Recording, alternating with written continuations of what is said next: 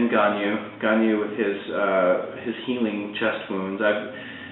Where he was electrocuted and he had to have his arms amputated, and he spent most of the year being treated by us. And I've been to his house for dinner, and he showed me the wall where there's still burnt remains of him, where the family doesn't clean it off. And Gemma's been over to his house for his birthday party.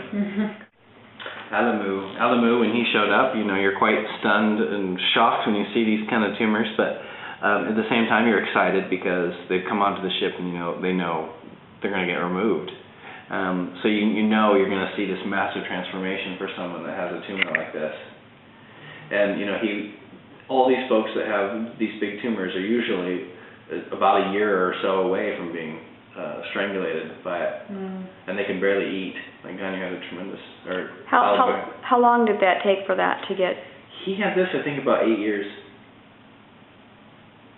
And how much longer would it take for that to get to the point where it would strangle him? I think Dr. Gary had said it would just take about a year or less than a year for it to have strangled him, because just by looking at it, it's so massive. And how long does it take for a surgery like that for it to be removed? Well, it usually requires multiple surgeries. For one, Dr. Gary has to go in, he has to remove the jaw, and then he has to put in a titanium plate.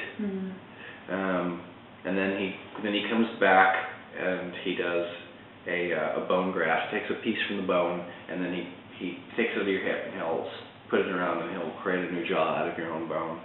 I'm not sure how many surgeries he ended up with. I would say he had about 3.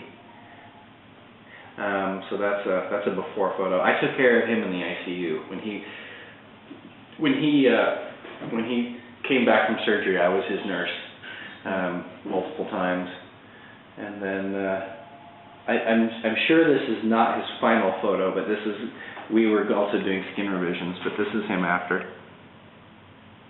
Oh, that's traumatic, isn't it? Yeah, it is. He looks happy here. Yeah, he says he wants to go to accounting school. He wanted to get his degree in accounting. And here's Mayoma, little Mayoma.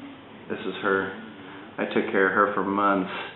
We had to have a feeding tube in her. So she had a teratoma tumor, and I had to take care of her wound care, not so much to her face when she came to see me, but through her tube in her stomach for feeding, because she had to have a feeding tube for months because the airway was so closed up from the trauma of the surgery. And I did daily weights on her, and I made sure her mother had all the milk that she needed in order to sustain her well. She fattened up to be a very fat little baby over a short amount of time. Let's see if I pulled that out on there. Oh, there she is.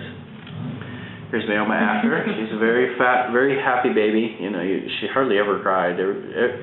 She would be carried by every nurse around the ship, from room to room. And whenever she showed up on the ship, the mother just ended up sitting there for most of the time because her baby was off being carried by every nurse on the ship. I asked God for, work. Give me something to do because I'm willing to work for you. I basically just was open to allowing God to tell me whatever it is He wanted me to do, and this was it. And it's different for every person. Every person has a different calling, but for me, this was it. But God loves people, and He's most concerned with people, and that's what this ministry is about. It's about helping people that can't help themselves.